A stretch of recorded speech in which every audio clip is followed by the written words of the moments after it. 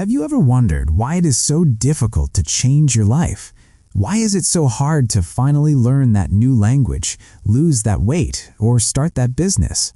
We often think that to achieve big things, we have to make massive, scary leaps. We tell ourselves we need to change everything overnight. But what if I told you that is actually the wrong way to think? What if the secret to changing your entire future isn't about making one big move, but rather about making the smallest, tiniest adjustment possible? Today, I'm going to show you how a 1% change can completely transform who you are. Hello everyone and welcome. I am so glad you have decided to join me today. We are going to do something very special. We are going to improve your English skills, but we aren't just going to look at grammar rules or vocabulary lists. Instead, we are going to learn English by diving deep into one of the most powerful books written in our lifetime, Atomic Habits by James Clear.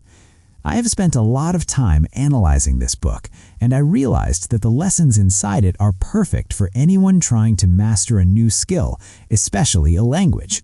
So, sit back, get comfortable, and let me be your guide. I'm going to break this down chapter by chapter, concept by concept, using clear, simple English so you can understand every single word. By the end of this video, you won't just have better English listening skills, you will have a blueprint for a better life. Chapter 1. The Mathematics of Little Improvements. Let's start right at the beginning with the power of tiny changes.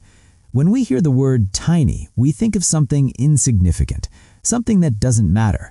But James Clear starts with a revolutionary idea. Small habits can change your whole life. Think about a plane taking off. Imagine a pilot in Los Angeles setting a course for New York City. If that pilot turns the nose of the plane just a few feet to the south, changing the direction by barely 1 degree, no one on the plane would notice. It feels like nothing. But after flying for hours across the country, that one small change means the plane lands in Washington, D.C. instead of New York. A tiny shift at the start leads to a completely different destination. Your life works exactly the same way. The habits you have today, the small things you do every morning and every night, are setting your direction. You might not see the difference today. You might not see it tomorrow. But over time, these small choices determine where you land in life. This leads us to the concept of the 1% rule. The math is simple but shocking. If you can get just 1% better at something every single day for 1 year, you will end up 37 times better by the time you are done. Think about that. 37 times better. However, the opposite is also true. If you get 1% worse every day, you slowly fall down to 0.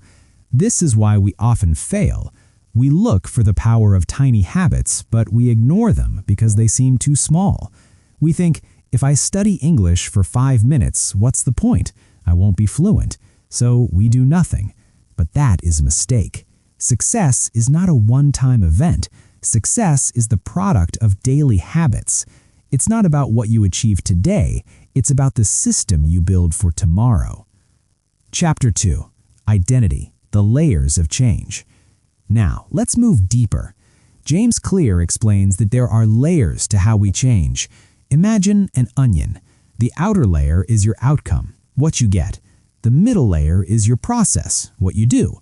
But the center, the core of the onion, is your identity, who you are. Most of us try to change the wrong way. We focus on the outcome. We say, I want to lose 10 kilos, or I want to be fluent in English. But this is surface-level thinking. The most effective way to change your habits is to focus on who you wish to become. Let me give you a perfect example involving 2 people who are trying to quit smoking. When someone offers them a cigarette, the first person says, "No thanks, I'm trying to quit." This sounds like a reasonable answer, right? But wait. This person still believes they are a smoker who is trying to do something else. They are hoping their behavior will change, but their beliefs remain the same. Now look at the second person. When offered a cigarette, they simply say, "No thanks, I am not a smoker." It's a small difference in words, but a massive difference in mindset. This person has changed their identity. They no longer see themselves as a smoker. Smoking is part of their past, not their present. How does this apply to you learning English? If you keep telling yourself, "I am bad at languages," or "I'm just a student trying to learn," you are making it hard for yourself. You need to start saying, "I am an English speaker. I am the kind of person who practices every day." Your behaviors are usually a reflection of your identity. You do what you believe you are. So the goal is not to read a book, the goal is to become a reader. The goal is not to run a marathon, the goal is to become a runner. And for us right now, the goal is not just to learn English, the goal is to become a communicator. Chapter 3: The 4 Steps of Every Habit. So how do we actually build these habits? James Clear breaks it down into a simple feedback loop. Every habit you have, whether it is brushing your teeth, checking your phone, or drinking coffee, follows the same 4 steps. These steps are cue, craving, response, and reward. Let's define these words because they are important for our English vocabulary. A cue is a signal. It's a trigger. It tells your brain to start a behavior. For our ancestors, cues were things like food or danger. Today, cues are things like your phone buzzing, a smell from the kitchen, or walking into a dark room. Next comes the craving. This is the motivation force. It is the desire. You don't crave the habit itself, you crave the change in feeling it delivers. You don't crave smoking a cigarette, you crave the feeling of relief. You don't crave checking your phone, you crave the feeling of social connection. Then comes the response. This is the actual habit. It's the action you take. This can be a thought or a physical action. Whether you actually do it depends on how difficult it is. If the action requires more energy than you have, you won't do it. Finally, the reward. This is the end goal. The reward satisfies your craving and teaches your brain. Your brain says, "Hey, that felt good. Let's remember to do this again next time." This loop, cue, craving, response, reward, happens in your brain constantly, thousands of times a day, usually without you even knowing it. Chapter 4: The First Law. Make it obvious. Now that we understand the loop, we can use it to our advantage. James Clear calls these the 4 laws of behavior change. The first law corresponds to the cue. The rule is make it obvious. If you want to start a good habit, you cannot rely on memory. You cannot rely on willpower. You have to design your life so the cues are right in front of your face. Think about your environment. Your environment is invisible to you most of the time, but it controls you. If you walk into the kitchen and see a plate of cookies on the counter, you will probably eat one, even if you weren't hungry. The visual cue was too strong. So, if we want to change, we must become the architects of our environment. This is often called environment design. If you want to practice English more, don't hide your books in a drawer. Place your English book on your pillow every morning. When you go to bed at night, it is there, obvious and waiting for you.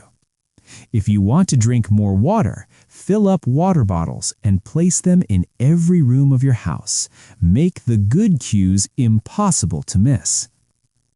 There is a powerful strategy here called habit stacking. This is one of my favorite techniques. The formula is after current habit, I will new habit. You already have strong habits. You brush your teeth, you pour coffee, you get dressed. You don't have to think about these, so you chain a new habit to an old one. For example, after I pour my morning coffee, I will read 1 page of English. Or, after I take off my work shoes, I will immediately put on my gym clothes. You are using the strength of your old habit to pull the new habit along. Chapter 5. The second law. Make it attractive. Let's move to the second step of the loop, craving. The second law is make it attractive. We need to understand a chemical in our brain called dopamine. Dopamine is the desire chemical. When you do something enjoyable, your brain releases dopamine. But here is the interesting part.